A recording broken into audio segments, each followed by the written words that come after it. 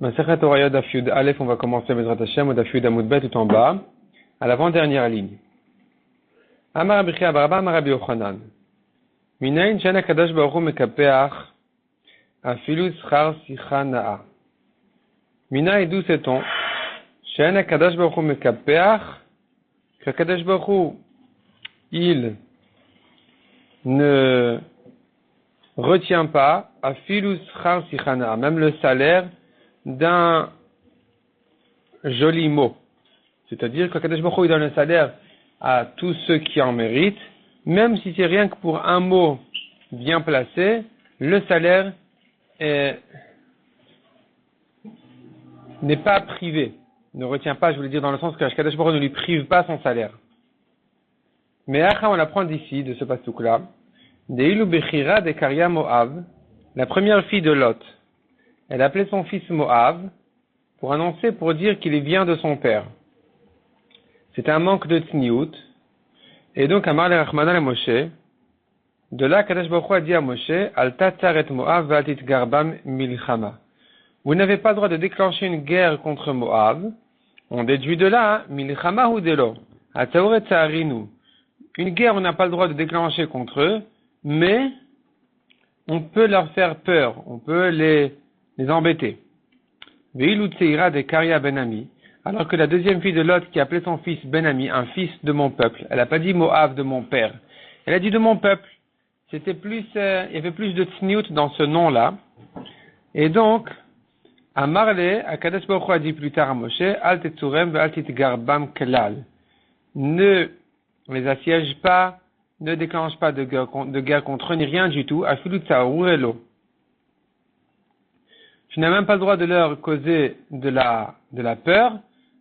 Pourquoi? Ça, c'est dû au fait que leur grand-mère, leur arrière-grand-mère avait appelé le nom de son fils Ben-Ami pour ne pas dire qu'il vient de son père. Amar Rabbi Chia bar Avin Amar Rabbi Shua ben Korcha. L'olam yakdim adam lidvar mitzvah. Un homme doit toujours prendre le premier, la mitzvah. Chez Bischar alayla achat shekadma b'chira letzira. Puisqu'on considère les rapports des filles de Lot avec leur père comme une mitzvah, comme on a vu dans le daf précédent qu'elles avaient de bonnes intentions, elles pensaient que le monde était détruit et donc c'était que à travers elles que le monde pourrait se reproduire. Donc puisqu'elles avaient une intention de mitzvah, la grande fille, qui est allée avec son père une nuit avant la deuxième, elle a gagné du fait qu'elle était la première à faire la mitzvah. Qu'est-ce qu'elle a gagné? Zarta vekidamta arba dorot la malchut. Elle a gagné que plus tard, dans les générations à venir,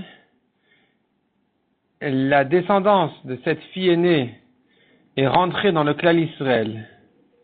Non seulement dans le clan Israël, mais même dans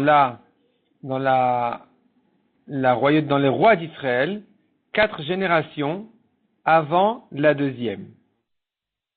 Comment ça se fait? Parce que de Moab est sortie Ruth, qui s'est convertie, et elle était la mère de Oved, qui était le père de Ishaï, qui était le père de David et Shlomo. Donc nous avons ici 4 générations de juifs, de tzadikim, et c'est que du temps de Shlomo que la deuxième fille de Lot s'est rentrée et mêlée dans le clan Israël, quand s'est convertie sa descendance, qui était en fait la mère de Rechavam ben Shlomo. C'est-à-dire que Shlomo s'était marié avec une fille ammonite. Ammonite, donc c'est la descendance de la deuxième fille, de Lot, qui appelait son fils Ammon. Et c'est là où donc elle est rentrée dans le clan Israël que 4 générations plus tard. Tanoura Banan. Me'am haaretz. Quand la Torah nous dit quelqu'un qui a fauté Me'am haaretz, quelqu'un du Am haaretz, quelqu'un du peuple de la terre, qui a fauté, il est chayav d'un korban d'un homme simple, c'est chèvre ou brebis.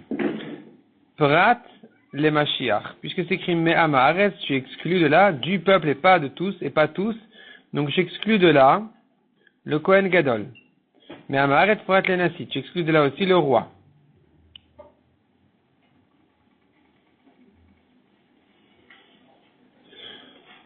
Demande à Gemara pourquoi j'ai besoin d'un pasouk. C'est évident que le Kohen Gadol et le roi ne font pas le korban habituel. On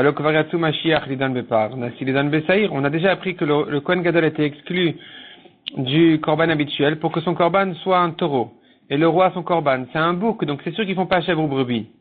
Répond la Gemara Shiachol, on aurait pu croire comme ça. Mashiach, alelem davarim shegegat maase, mais vipar. On a vu que pour que le Kohen Gadol fasse son taureau, il nous faut qu'il ait eu dans sa faute, premièrement, une erreur dans la halacha, elem davar, deuxièmement, une erreur dans l'action. C'est que là qu'il fait son taureau. Donc j'aurais pu croire que dans un cas classique, al shegegat maase lechoudé, pour une avera qu'il a fait beshogeg sans se tromper dans la halacha, alors il resterait comme un homme simple. Mais vu qu'il se va au seira, il ferait brebis ou chèvre. Talmud Lomar, mais arrête prat le Mashiach. Pour ça, là, le pasuk a besoin de nous exclure le Kohen Gadol. Pour te dire que non, il n'est pas chayav dans ce cas-là de korban du tout. Mais arrête prat le Nasi. On a vu encore que le pasuk vient exclure le roi. Alors, demande à Gemara Tenach Mashiach et la Nasi, le Kohen Gadol, ça va, on a expliqué quel est le chidouche. Mais le roi, Beshigat Maase ou Demaiti, il ne fait son bouc que dans un cas classique de shogeg. Donc, j'ai plus besoin d'un pasuk pour l'exclure. C'est évident que s'il fait le bouc, il fait pas le brebis ou la brebis ou la chèvre. Amar Ravzvit Mishmed Rava, de quoi il s'agit ici? Il a mangé de la graisse quand il était simple. Venitmana, il a été ensuite nommé roi. Et à ce moment-là, il a appris qu'il avait mangé en tant qu'homme simple, il avait mangé de la graisse interdite. Et donc, Salkadata Chamina, tu aurais pu dire, il fait ici brebis ou chèvre, puisque la vera a eu lieu quand il était simple. Kamash Malan, on vient te dire non, il fait pas ici brebis ou chèvre. Demande la Gemara ce que tu dis, ça va selon Rabbi Shimon. Anichale Rabbi Shimon de Hazal Batarilia. Rabbi Shimon qui va selon le moment de la connaissance de la vera. Effectivement, puisqu'il est roi à ce moment-là, alors il n'a plus le korban d'un homme simple. Il est donc patour. Et les Rabbanan de Hazal Batar mais selon les Chachamim qui vont selon la vera. Maïka Lemar, ici on n'a pas à l'exclure, puisque la vera a eu lieu quand il était simple. Son korban reste le korban d'un homme simple, brebis ou chèvre. Donc, que vient le pasuk exclure? Et la maravzit mishmed rava. Achad meyaskina, de quoi il s'agit? Kegon shachal chati kazait chelev kshu idiot. Il a mangé un demi-kazaït de graisse interdite quand il était simple. Venitmana, il a été nommé roi. Veishlimo, et il a complété le kazaït. Ve'achakach nodalo. Et ensuite, on lui dit, mais tu sais, c'était la graisse interdite que tu as mangée. Salkadata chamina nitzaref venaiti kisba seira. Tu aurais pu croire, on va associer les deux demi-kazaït pour le rendre chayav d'un korban d'un homme simple, qui serait brebis ou chèvre. Kamash Malan, on te dit non. Non, le roi a été exclu de ce korban. Et donc, même si ce qui le rend chayav de ce korban, c'est le demi-kazaït premier qu'il a commencé en tant qu'homme simple, il ne sera quand même pas chayav de brebis ou chèvre. Bamine Rava Rav Nachman. Rava demandait à Rav Nachman. Nesiut Maouj et Afsik. Est-ce que sa royauté interrompt? Echidami, quel est le cas? Il a mangé un demi-kazaït en tant qu'homme simple. Venitmana, il a été nommé roi. Ve'avar, et il a été renvoyé. Il a perdu son poste de roi. Veishlimo, et il a complété le kazaït. Est-ce que ici, il est chayav ou pas? Hatamud de la mitzaref. Dans le cas précédent, on dit on ne peut pas associer. Pourquoi? C'était quand il avait mangé un demi-kazaït en tant qu'homme simple et un demi-kazaït en tant que roi. Tu ne peux pas les associer. Mais là, que les deux moitiés du kazaït, il les a mangés en tant qu'homme simple. Mitzaref, ça devrait s'associer pour le rendre chayav du korban. Odilma loshna, ou peut-être non. Ça a été interrompu par le moment où il était roi, donc on ne peut pas le rendre chayav. Maï.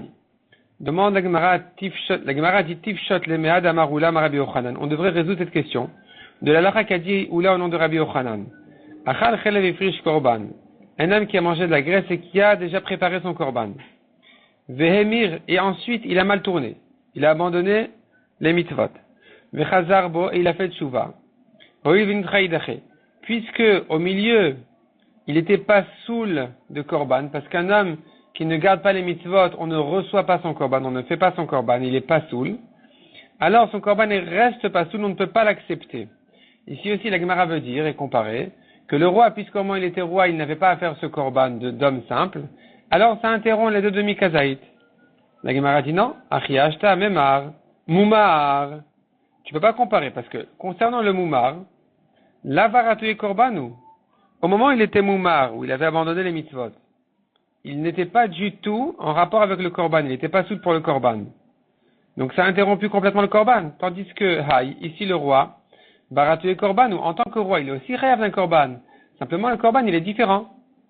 Donc peut-être que ça pourrait lui s'associer le demi-kazaïd d'avant et le demi-kazaïd d'après qu'il était roi.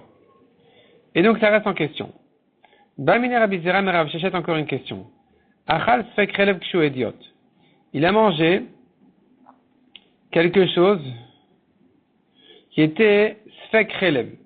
On a un doute si c'était kasher ou pas kasher, de la graisse ou pas de la graisse, alors qu'il était encore un homme simple et que donc il devait être hayav à son malade un korban hacham talouy. Venitmana, il a été nommé roi. Venadalo al sfeko et il a pris son safek. On lui dit, sache que tu avais mangé quelque chose, un morceau qu'on ne sait pas si c'était permis ou pas. Maou. Aliba de Rabbanan de Azebata Chata, selon les Chachanim qui vont selon le moment de la Avera, l'Otibaïlach, de Maïta Hacham Taloui, il n'y a pas de question, c'est sûr qu'il fait son korban Hacham Taloui. Et la Kitibaïlach, Aliba de Rabbi Shimon. La question se pose selon Rabbi Shimon qui a dit que s'il a appris sa faute en tant que roi, alors il est patour. Et ici se posera la question, Mide Ishtene le Vadaï, Ishtene le Safek, puisque son korban a changé, dans le cas d'une Avera certaine, alors aussi au niveau du doute, on va dire c'est autre chose, et que sur le doute il sera patour de korban, parce qu'il y a eu un changement sur le roi. Si c'était sûr que c'était de la graisse interdite, son korban aurait changé, il serait passé de chèvre ou brebis à bouc. Et donc ici, dans le doute, il fait plus de korban parce qu'il y a eu un changement. Odilma ou peut-être, qui ishtane le vadaï, de ishtane korban idée. Quand est-ce que je dis que il a eu un changement de statut et qu'il est patour de korban? C'est que si maintenant il savait qu'il avait fauté, puisque son korban a changé, il est passé de chèvre ou brebis à bouc, alors il peut plus faire ce korban parce qu'il y a eu un changement. Avalacha de l'oishtane korban d'idée. Mais concernant le safek, il n'y a pas de changement sur le korban parce que aussi bien s'il a fauté en tant que roi que s'il a fauté en tant qu'homme simple, il fait toujours le même korban dans le doute de Hacham Taloui. Et Malaïté Hacham Taloui, je dirais, il fait oui, son korban Hacham Taloui, Tekou. Les Gemara reste là-dessus aussi en Tekou. Tanu Rabanan. Encore une rachat de Pasuk, mais arrête parce que ça vient exclure Prat les Moumar. Prat les Moumar. Donc, pas tous font le korban, on te dit mais Amaret du peuple, pas tous. Un Moumar, un juif qui ne garde pas les mitzvot, son korban n'est pas soul, on ne le fait pas. Rabbi Shimon bar Yossi Omer Bishum Rabbi Shimon, une autre dracha sur la même halakha, il dit Asher lo te'asenamishigaga ve'Hashem. Le pasuk suivant te dit Oda elav chatato asher chata. Quelqu'un qui a fauté beshogeg et ensuite il a pris sa vera, il vient faire un korban. Tu comprends de là que qui est celui qui fait le korban? Celui qui, quand il a appris qu'il a fauté beshogeg, alors il regrette. Donc, tu apprends de là, Hashav midiatom evi korban, al-shik gato. C'est celui qui regrette, c'est-à-dire j'aurais pas fait si je savais, qui lui doit faire un korban quand il a fait, sur ce qu'il a fait beshogeg. Loshav bidiato, mais si c'est un moumar qui ne regrette pas, ça veut dire, ah bon, il a mangé de la graisse interdite, bon, d'accord. C'est pas qu'il ne l'aurait pas fait s'il savait. Celui-ci, enom evi korban al-shik gato, ne fait pas de korban sur son shogeg. Maï benayu, quelle différence entre les deux drachot? Amar Ravamuna. Moumar lechol chelev, ou mevi korban eladam mika benayu. Si c'est quelqu'un qui a l'habitude de manger des graisses interdites, et pas du sang. Cette fois-ci, il a mangé du sang. Sur ça vient la marloquette. Mar savar kevan de moumar lechol chelev. Le premier Tana pense qu'il a été exclu du korban puisqu'il est moumar. Donc, puisqu'il est moumar pour de la graisse, les dames nami moumar avaient. Pour le sang aussi, on l'appelle moumar, il fait pas de korban. Ou mar savar, les dames mia, shavidiato. Tandis que selon la deuxième dracha, puisqu'il regrette quand il apprend que c'était du sang, il n'a pas l'habitude de faire cette avéra, alors son korban serait lui kasher. Demande à Gemara, Vea Rava Amar. C'est faux de dire comme ça. Pourtant Rava a dit, de kule alma moumar lechol chelev lave moumar les dames. Selon tout le monde, celui qui mange de la graisse n'est pas considéré comme un moumar par rapport au sang. Donc il devrait lui faire un korban. Et là, il s'agit de quelqu'un qui a l'habitude de manger de la viande pas cachère. Quand il trouve pas de la viande cachère, il mange de la viande pas cachère. Et là, il pensait manger cachère, mais il s'avère que c'était pas cachère. Il il pensait manger de la viande cachère et finalement c'était de la graisse interdite. Sur ça, se situe la marloquette. Kamiflégué, ils sont en marloquette. Mar savar. Kevan de l'étavon achil. Selon la première dracha qu'on exclut le moumar, celui-là, cet homme-là, c'est un moumar. Puisqu'il a l'habitude de manger à son appétit, quand il trouve pas autre chose, il mange pas cachère. Bémézid. Alors, moumar ou c'est un moumar, son korban n'est pas sourd. Il ne fait pas de korban, même si cette fois-ci il pensait manger cachère. Moumar savar, tandis que le deuxième Tana y pense, selon la deuxième dracha, puisque s'il avait trouvé de la viande cachère, il n'aurait pas mangé de la viande non cachère. Lav moumarou, il n'est pas considéré comme un moumar pour rendre pas soul son korban. On accepte 8 son korban. Tanoura banan. Achal chelev zeu moumar. Celui qui mange de la graisse, c'est un moumar. Vezeu moumar, qui est le moumar? Achal nevelot utrefot shkatzimur masim veshatay eneser. Quelqu'un qui mange de la viande pas cachère, quelqu'un qui mange des insectes, toutes sortes de reptiles et d'insectes, ou du vin de goïm. Rabbi Uda Omer afalovesh kilaim. Selon Rabbi Uda, même celui qui s'habille un habit interdit de sha'atnez, c'est aussi un moumar. À Marmar, la Gemara reprend cette braïta. On a vu au début de la braïta achal chelev zeu moumar. Celui qui mange de la graisse interdite, c'est un moumar. Mais zeu moumar, et qui est le moumar, ochel nevelot vechule. Maïke Amar, que veut dire la braïta? Elle commence par la graisse, elle repose la question qui est le moumar, et elle donne une autre réponse, celui qui mange de la viande pas cachère. Comment tu expliques la braïta? Amar Rabba Bachana Rabbi Yochanan Achike Amar. La braïta veut dire comme ça. Achal chelev lete avon arez moumar. Le'achis arezet duki. Celui qui mange de la graisse interdite à son appétit, c'est un moumar. Mais il y a pire que ça. C'est celui qui fait cet avéra, le'achis. C'est-à-dire, il a le choix, il a de la viande cachère, mais il choisit la viande non cachère. Et ça s'appelle le'achis, pour mettre Hachem en colère. Celui-là, il est pire que moumar, il est tzduki. Et donc, si maintenant, par exemple, il fait une shrita, je suppose que cette shrita, elle est faite pour la vodazara. Ve'ezeu moumar de bistamot tzduki, qui est le moumar que je suppose qu'il est tzduki. Quand est-ce que je dis, ah, celui-là, c'est sûr que c'est un tzduki? C'est celui, Eveomer, Ochel Nevela Utrefash Katimur Masim. Celui qui mange de la viande de Nevela, donc des bêtes qui sont mortes sans shrita, ou trefa, ou des malades, des bêtes malades, enfin qui ont des problèmes dans les organes, Katimur Masim, les insectes, Veshata Eneser, où il a bu du vin des goïm, toutes ces choses-là, hein, puisque un bon juif est dégoûté de ces choses-là, il les fait sans vraie raison, pas pour son bon goût, alors il est considéré comme un tzduki. Rabbi Yossi Rabbi Uda Omer afalovesh kilaim, même celui qui porte des habits de kilaim, de sha'atnez, c'est un moumar. Demande à Gemara Maï Benayu, quelle différence entre Tanakama et Rabbi Yossi et Rabbi Uda concernant le moumar? Puisque Tanakama aussi a dit, celui qui mange de la graisse, c'est un moumar. Quelle différence entre graisse ou sha'atnez? Ça revient au même. Ce qui est interdit, minatora, c'est interdit, c'est fini. Répond la Gemara. Ikabenayu kilaim de rabanan. La marloquette entre sera concernant un habit de sha'atnez qui n'interdit que midé rabanan, dans des conditions que minatora il est permis, mais toute son interdiction n'est que midé rabanan. C'est ça leur marloquette. Mar savar midoraita ave moumar, de rabanan lo ave moumar. Tanakama, le premier Tana y pense, si c'est un sha'atnez interdit minatora comme la graisse, c'est un moumar. C'est-à-dire l'habit a été tissé avec un fil de laine et un fil de lin ensemble. Sur tout l'habit, ça c'est considéré comme un moumar. Mais si c'est que midera banan, alors il n'est pas un moumar.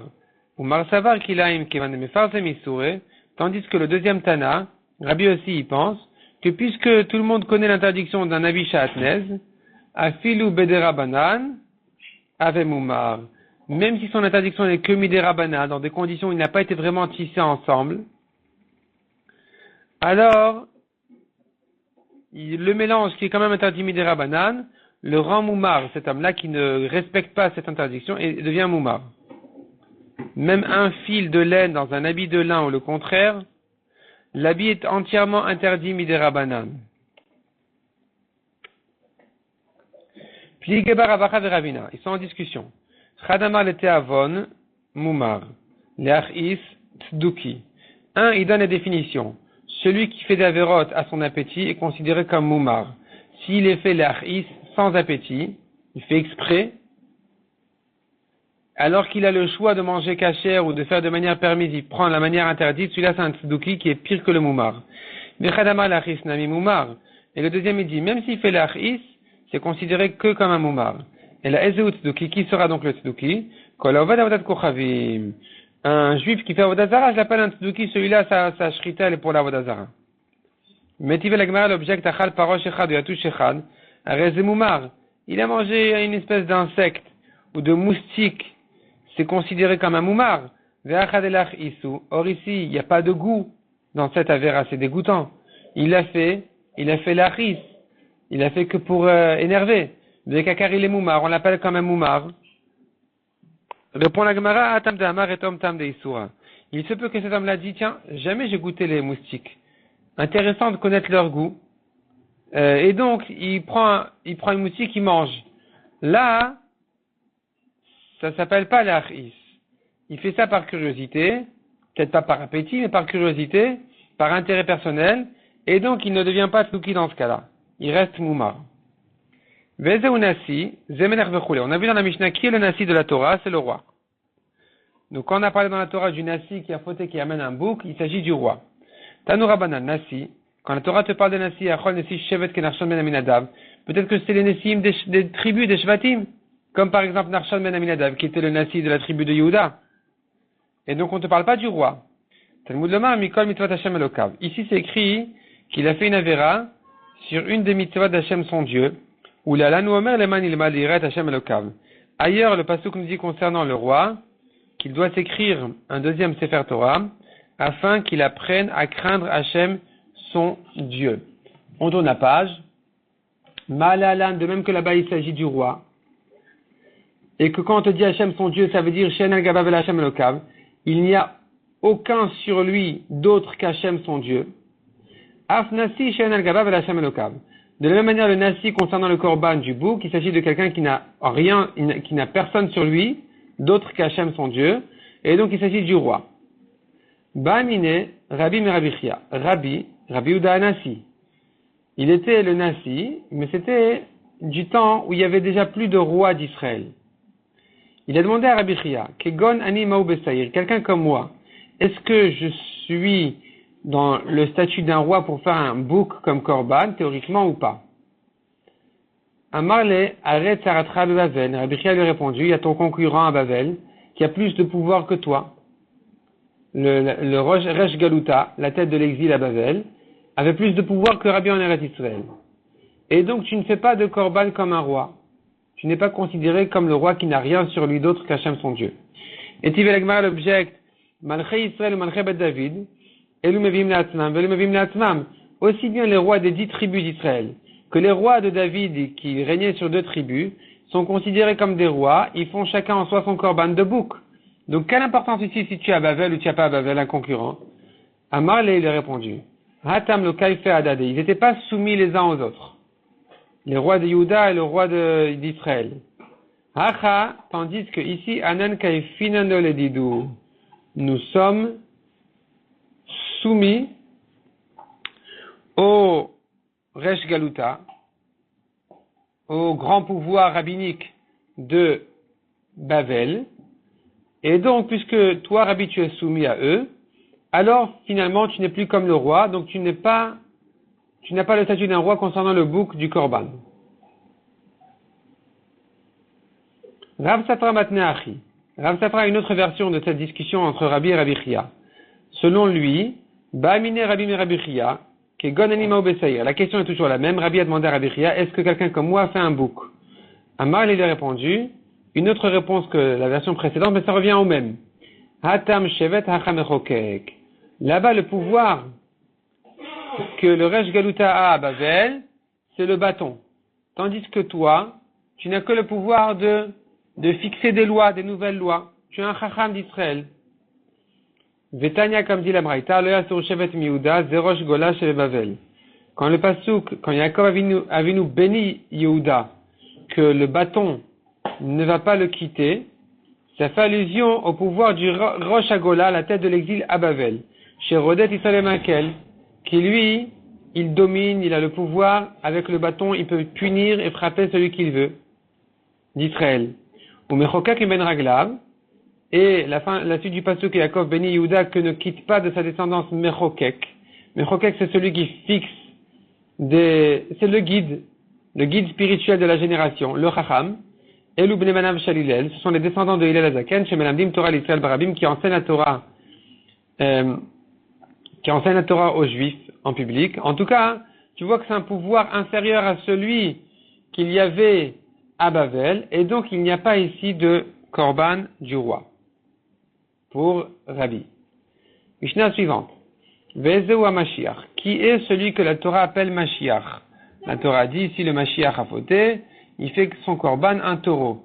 De quel Mashiach on parle? Amashuach Beshemen Amishcha. Il s'agit d'un loin avec l'huile d'onction. Lo Amerube Bebgadim. Mais pas les Kohanim Gdolim qui sont venus du temps du deuxième Beth Amikdash. On n'avait plus l'huile. Et eux n'étaient Kohen Gadol que en portant les huit habits du Kohen Gadol. Et leur importance, elle était exprimée surtout de cette manière-là, mais il n'y avait pas l'huile d'onction. Ceux-là n'ont pas ce taureau à faire. Il n'y a de différence dans le statut du Kohen Gadol entre celui qui a été oint avec l'huile d'onction et celui du deuxième Beth Amikdash qui n'avait que les habits du Kohen Gadol. Et leur différence à l'Arik n'est que sur justement au niveau de ce taureau-là, et la parabale kol mitzvot, est-ce qu'il fait le taureau s'il a fait une avera b'shogeg ou pas? Que s'il était oint, il fait l'avera, il fait le taureau, sinon, non, c'est comme un homme simple. Ve'en ben kohen meshamesh le kohen she'avar. Il n'y a de différence entre un kohen en service et un kohen qui a quitté son service, kohen gadol bien sûr, c'est-à-dire le kohen gadol remplaçant. Quand revient le Kohen Gadol habituel, le Kohen Gadol remplaçant, il prend du recul. Mais il est concerné quand même par toute la halakha du Kohen Gadol, sauf deux. Et la part Yom Kippourim va Siri Tefa. C'est-à-dire qu'il n'a plus à faire le taureau de Kippour. Il n'y a de différence entre que le taureau de Kippour et l'offrande de farine que doit faire le Kohen Gadol.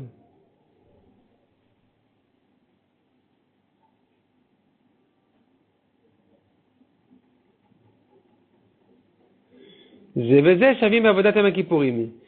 les deux sont égaux et ils sont cachers.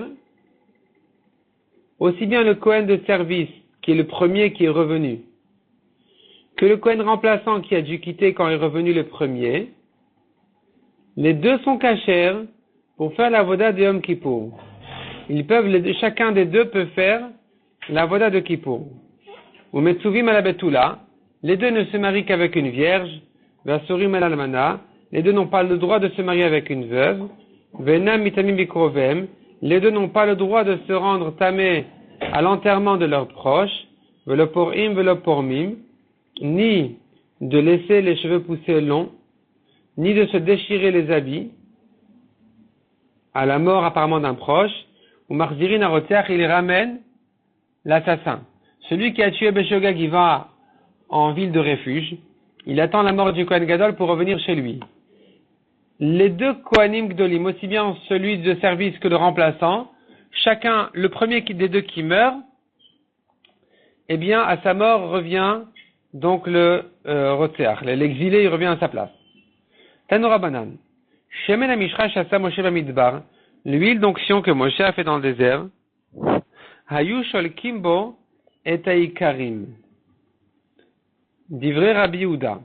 Rabbi Yehuda dit, en fait, comment ils ont préparé l'huile d'onction? C'était de l'huile parfumée.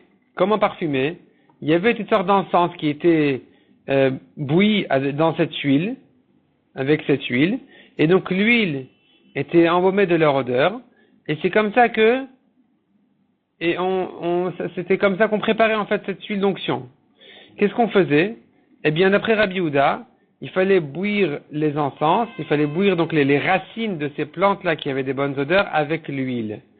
Rabbi Yossi Omer, Rabbi Yossi demande, mais la quantité d'huile, elle n'est pas suffisante Elle n'est pas suffisante pour mettre sur les racines.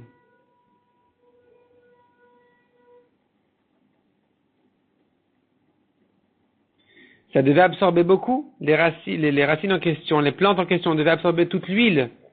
Même si tu mets dessus, ça doit absorber calvachomer. Si tu vas bouillir avec, c'est fini.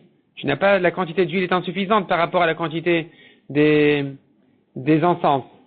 C'est pas les encens, c'était pas l'ectorette ici. On parle ici en fait des parfums, des plantes que la Torah a choisies pour parfumer l'huile. Et là répond la Gemara, et répond Rabbi aussi, il dit non, c'est pas comme ça qu'on faisait. Shorin et taikarim emaim. D'abord on mettait les plantes dans de l'eau, on les laissait dans l'eau pour que ça absorbe toute l'eau et que ça se remplisse d'eau. Ou matif alav shemen. Ensuite il fait flotter de l'huile dessus, il met de l'huile au-dessus. Vekolet et arrière, ça prend l'odeur. Ou kepacho, et ensuite il enlevait l'huile de sur ces plantes. Amar le Rabbi Yehuda, Rabbi Yehuda lui dit en quoi tu es gêné de dire que la quantité était insuffisante. Et alors si la quantité d'huile était insuffisante, est-ce que il n'y a qu'un seul miracle qui a été fait sur ce Shemen HaMishra, sur cette huile d'onction? Voici que, à la base, c'était préparé de 12 logs, ça fait à peu près 6 litres, c'est tout. Et avec ça, il fallait oindre le Mishkan et tous les ustensiles du Mishkan, Aaron Uvanav, Aaron et ses 4 fils, Kol Shivatim Amiluim, tous les 7 jours d'inauguration du Mishkan. Imagine-toi combien ça prend d'huile. Vekulo Kayam Latid Lavo. Et il est encore entier, Latid Lavo, à la fin des temps. Chez Nemar Shemen Mishrat Kodesh Zeli le Dorotechem. Comme dit le Pasuk, cette huile sera pour moi à vos générations. Donc tu comprends de là que c'est resté entier. Et donc, quel est le problème de dire, mais la quantité n'est pas suffisante? C'est pas grave. Il y avait de toute façon des miracles sur cette huile-là. Tanya Idach, encore une braïta. Veikach Moshe Tcheven Mishra. Il a pris Moshe l'huile d'onction. Vaimshach et Mishkan et Kol Asherbo. Et il a oint avec ça le Mishkan et tout ce qu'il y avait à l'intérieur. Rabbi Yehuda Omer. Shemen Mishra Shasa Moshe Bamidbar. Kama Nisim Na'asuba Mitrila Vatzov. Combien de miracles ont été faits sur le Shemen Mishra? Du début à la fin. Trilato loya lashne masar lugin. Depuis le début, à la base, il n'avait que 12 logs. Re'e kamayora bolat. Imagine-toi maintenant. Regarde combien la marmite, elle absorbe. Ve kamay karim bolim. Et les plantes aussi. Ve kamaou soref. Et combien il y a qui se perd au feu quand tu chauffes, quand tu fais bouillir, il y a aussi une quantité qui s'évapore. Ou bon imshach mishkan vekela ve aaron uvanav. Or, avec ça, on a utilisé cette huile-là pour le Mishkan, tous ses ustensiles, et Aaron et ses 4 fils, Kol Shivat et Me'amiluim, tous les 7 jours d'inauguration du Mishkan. Ubonim Shechu Kohanim Gdolim Umelachim. Et on continue à utiliser l'huile pour tous les Kohanim Gdolim des générations à venir. Et les rois, Ve'afilu Kohen Gadol ben Kohen Gadol Taun Meshicha. Il fallait mettre sur un Kohen Gadol, fils de Kohen Gadol. Par contre, Ven Moshrim Melech Ben Melech, pas sur un roi, fils de roi. Vim Thomas, tu vas me demander, alors, Mipnema Mashroet Shlomo, pourquoi est-ce qu'on a mis sur Shlomo Amelech, qui était fils du roi David? Mipne Machloktosh El Adoniya. À cause de la dispute de son frère, de son demi-frère Adoniya qui voulait régner, il a fallu mettre l'huile sur Shlomo. Vet Yoash, et Yoash aussi qui était roi, fils de roi, lui aussi a eu besoin de l'huile, pourquoi? Mipne, il a eu besoin de l'onction Mipne Atalia. À cause de sa grand-mère Atalia qui voulait prendre le poste, qui voulait régner, et donc il y avait ici une dispute à nouveau. Quand il y a une dispute, là il faut remettre sur le roi. Ve'et Yoachaz mipnei Yoakim. Yoachaz aussi, qui était un descendant de David, roi, fils de roi, lui aussi a eu besoin de l'huile à cause de Yoakim, son grand frère, qui était grand plus que lui de 2 ans. Ve'otor shemen kayam latid lavo. Et cette quantité d'huile est entière jusqu'à la fin des temps. Chez Neymar, comme dit le Pasuk, Shemen Mishrat Kodesh Yezeli le Dorotechem. Cette huile-là sera pour moi à vos générations. Zé, le mot Zé, Begimatria Shnemasar Luginavu. Ça fait comme Gematria 12, pour te dire que les 12 logs sont entiers jusqu'à la fin des temps. Amarmar. Ve'afilu Kohen Gadol ben Kohen Gadol Taun Meshicha. On a vu même un Kohen Gadol, fils de Kohen Gadol, il faut lui mettre l'huile. Menalan d'où je sais. Dirtiv Kohen HaMashiach Tartav Ibanav. La Torah dit le Kohen qui a été oint après lui de ses fils. Donc tu vois que même un Kohen Gadol, fils de Kohen Gadol, il faut lui mettre l'huile. Demande à Gemara Nemakra va Kohen mitartav. Va Kohen mitartav Ibanav. La Torah n'avait pas besoin, en fait c'est l'explication de la dracha.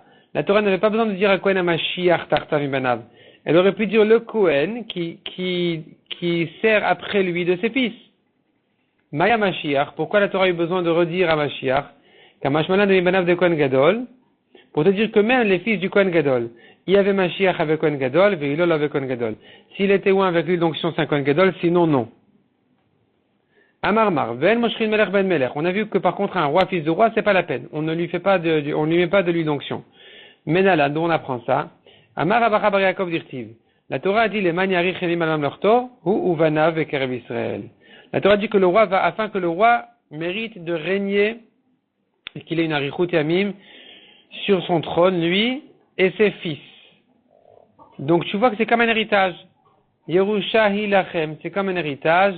Le fils, il suit son père. Il n'y a pas besoin de remettre de l'huile sur chacun des nouveaux rois. D'où je sais que c'est une dispute qui va régner, qu'il faut lui remettre l'huile. Et pas que le roi, et pas que celui que le roi a choisi va régner à sa place, va régner après lui. Donc, c'est pas que le roi il va choisir lequel de ses fils va régner à sa place. Amara Papa Amarkra, la Torah dit Uvanav Bekerev Israël. Lui et ses fils, il va régner lui et ses fils Bekerev Israël en Israël, dans le sein d'Israël. Donc Bisman Shalom Be Israël Karinabe Uvanav. C'est que s'ils sont en paix, et c'est que s'il y a une paix en Israël, entre les sujets, entre les juifs, concernant qui c'est qui va régner, que là je dis, ça descend en héritage automatique. Verfi le Belom Meshicha, même sans l'huile. Mais s'il y a une dispute, ça ne s'appelle pas des Kerev Israël, parce qu'Israël ils sont pas ensemble. Et donc ici, il faut remettre l'huile. Tana. Af Yehu ben Nimshi, même Yehu ben Nimshi qui était un des rois d'Israël, dit la Braïta, le Nimshach al Mibne Machlokto shel Yoram, n'a reçu l'huile que à cause de la dispute de Yoram. Demande à Gemara, avait pour que les Mishum de Rishonu. Il était un premier roi, il n'était pas un roi fils de roi, donc de toute façon, il méritait l'huile. Effectivement, il manque des mots. Il faut compléter la braïta et dire comme ça. Les rois de David étaient loin, les rois d'Israël non. Menaladon, c'est ça. Le pasuk a dit concernant l'onction de David que Hachem a dit à Shmuel, va le oindre, va lui mettre l'huile, car c'est lui le roi. Quand on te dit c'est lui, pour exclure Zetaoun Meshicha, Venacheret Meshicha. Lui et pas les rois d'Israël. Les rois de David, oui, mais pas les rois d'Israël. Donc les rois des 10 tribus, qui ne sont pas descendants de David, n'utilise pas l'huile. À Marmar, alors la Gemara continue la braïta, Afiou ben Nimshi, le Nimshach, el Mibne Machlokto shel Yoram. Yehu ben Nimshi, qui était un des rois d'Israël, il était loin à cause de la dispute de Yoram. Demande à Gemara au Mishu Machlokto shel Yoram en Achav, Nimol Bashemen. Est-ce qu'à cause de la dispute, alors on va profiter de l'huile qui est Kadosh, alors qu'on n'a pas le droit de profiter de l'huile qui est Kadosh si c'est pas la halacha? Répond la Gemara, Kedamar Rav Papa, Be'afar Semadachia. Achinami Be'afar Semadachia. C'était pas l'huile d'onction. C'était pas le Sheman Mishra qui était Kadosh. C'était une autre huile qui, Be'afar Semadachia. C'était une huile d'une espèce qui avait une bonne odeur. Et donc c'était un peu un souvenir pour marquer le fait qu'il était le roi, mais c'était pas vraiment qu'on avait utilisé le vrai Sheman Mishra. Donc ça, c'est une réponse que Rav Papa donne dans un autre contexte que la Gemara reprend ici. La Gemara nous ramène encore un pasuk vet Yoachaz ipne Yoyakim. On a vu, pas un pasuk, on a vu dans la Braïta que Yoachaz aussi a reçu l'huile alors qu'il était un descendant de David, roi fils de roi, parce qu'il avait pris le pouvoir avant son grand frère Yoyakim. Chez Agadol Emenu Shteshanim. Demande à Gemara au Mika Shishmine. Ah bon, est-ce que Yoyakim était plus grand que lui? Ve'active. Le pasuk dit autrement. Le pasuk dit comme ça. Uvne Yoshiyahu. Voici les fils du roi Yoshiyahu. Abechor Yochanan. Le fils aîné était Yochanan. Hacheni Yoyakim. Le second, le cadet Yoyakim. Ashlishi Tidkiyahu, Arevi Shalom. Le troisième fils était Tidkiyahu, le quatrième c'était Shalom. Vamar Rabbi Yochanan, hu Shalom ou Tidkiyahu. Rabbi Yochanan dit, sache que Shalom c'est Tidkiyahu lui-même. Quand on te dit troisième, quatrième, en fait c'est la même personne. Et quand on te dit Yochanan, le premier, en fait il a un nom plus connu, qui est Yoachaz. Ou Yochanan ou Yoachaz. Il se trouve donc que Yoachaz était plus grand que Yoyakim, puisqu'on a dit l'aîné c'était Yoachaz. Donc pourquoi tu me dis qu'il a régné avant son grand frère Yoyakim? Répond la Gemara. Leolam Yoyakim Kashish. En fait, Yoyakim était le premier fils, était plus grand, plus âgé que Yochanan et Yoachaz. Ou Maï Bechor. Pourquoi on a dit que Yochanan était l'aîné? Il n'était pas le fils aîné dans la famille. Il était le fils aîné à régner. Il était l'aîné à régner. Bechor le Malchut. Il était le premier à régner. Il a régné avant son grand frère Yoyakim. Demande à Gemara, est-ce possible? Ou mimal chezutre mekamek shish, est-ce qu'on fait régner les petits avant les grands? Ve'aktiv etam lachanatan Yoram, qui wa bechor. Le pasuk dit bien, il a fait passer sa royauté à Yoram, qui était le fils aîné. Ailleurs, dans un autre roi, il s'agit. Mais en tout cas, tu vois que le fils aîné, c'est lui qui règne. Répond la Gemara, Yoram ne malé comme avotav avant. Yoram, il était capable de remplacer la place de son père. Yoyakim l'avait mal aimé comme avotav, tandis que Yoyakim n'était pas à la hauteur de son père, il ne pouvait pas régner après son père, il n'était pas aussi important que son grand frère, c'est pour ça qu'on a fait passer que son petit frère, pardon, c'est pour ça qu'on a fait régner d'abord son petit frère Yoachaz ou Yochanan. Amarmar, ou Shalom ou Tidkiyahu. On a vu ici, Shalom c'est Tidkiyahu, ou Yochanan ou Yoachaz. Yochanan c'est Yoachaz. Demande à Gemara ve'achad chad kachashiv. Comment tu me dis que Shalom Tidkiyahu c'est la même personne, alors que le pasuk te dit, te compte chacun en soi, dirtiv ashlishi. À Révi, on t'a dit le troisième, c'est Tidkiyahu, le quatrième, c'est Shalom. Ne me dis pas que c'est la même personne. Répond la Gemara. Maï shlishi, shlishi lebanim. En fait, Tidkiyahu, qui est Shalom, était le troisième des fils de Yoshiyahu. Pourquoi on l'appelle le quatrième? Ou Maï Révi le malchut, parce qu'il a régné le quatrième. Comment ça? Demikara malach Yoachaz. D'abord, a régné après Yoshiyahu, son deuxième fils, Yoachaz, comme on a dit.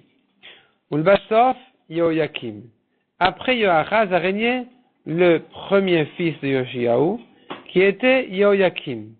Ulbasof, Yechonia. Après Yoyakim, a régné Yechonia, qui était son fils. Je pense. Ulbasof, Tidkiyahu. Puis après, a régné Tidkiyahu, qui était le troisième fils de Yoshiyahu. Donc, c'est passé de Yechonia à son oncle Tidkiyahu. Tidkiyahu se trouve qu'il était le troisième des fils, le quatrième a régné. C'est pour ça qu'on a dit le troisième était Tidkiyahu, le quatrième était Shalom, c'est la même personne. Il était le troisième des fils et quatrième a régné. Tanou Rabbanan ou Shalom ou Tidkiyahu, c'est la même personne. Velamanik Shalom, pourquoi on l'appelle comme ça? Shameshulam et Maasav. Il était entier dans ses actions. C'était un tzaddik parfait, tzaddik gamour. Ika de Amri, il y en a qui disent, Shalom, on l'appelle, pourquoi on l'appelle Shalom? Chez Shalma, Malchut, Bet David, Biyama. C'est de son temps qu'a été terminé la royauté de David, les descendants de David. Il était le dernier des rois de David. C'est pour ça qu'on l'appelle Shalom, parce que Shalma, c'est fini, ça entier, on a terminé maintenant avec les rois de David. Ou Mashmo, quel était son vrai nom? Matania Shmo. Le roi de Bavel a fait régner Matania, son oncle, l'oncle de Yechonia. Il a régné après lui.